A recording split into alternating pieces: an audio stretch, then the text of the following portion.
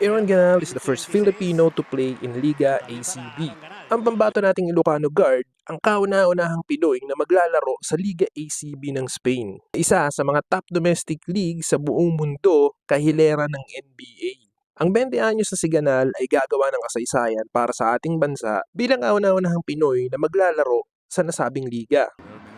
Matapos ang kanyang debut bilang parte ng Morobang Andorra team na nagtala ng 112-87 tagumpay laban sa Basket Coruña nitong linggo, naglaro siya ng halos 1 minuto lamang pero nagawa namang umiskor ng 3 puntos.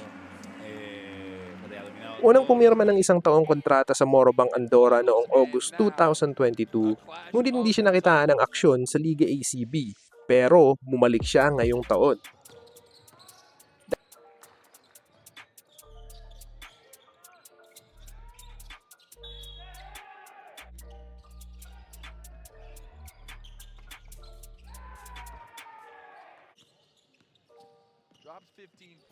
Dati na rin naglaro ang 20-year-old guard sa basketball team ng FC Barcelona at inimbitahang maging parte ng under-16 national team ng Spain.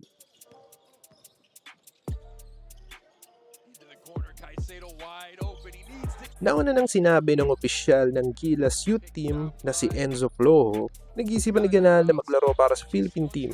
Pero hindi ito natuloy dahil kailangan niyang talikuran ang kanyang adoran citizen. Ang ama ni Ganal na si Boyet ay pinanganak sa Ilocos Norte at dating naglaro din bilang naturalized player sa Adoran National Basketball Team. Ganun pa man, hindi man niya mai-representa ang Gilas pagdating sa FIBA o ibang basketball league. Isang malaking karangalan na rin ang dadali niya sa bansa bilang kauna-unahang player na makakalaro sa nasabing liga. At bilang mga solid na basketball fan, hindi man niya mai-representa ang ating bansa pagdating sa FIBA o iba pang mga liga, handa pa rin naman ang mga Pinoy na suportahan siya ano man ang maging karera niya sa nasabing liga. Maging anong uniforme man o bansa ang kanyang isuot, mananatiling Pinoy pa rin siya, kauna-unahang naglaro sa liga na yon.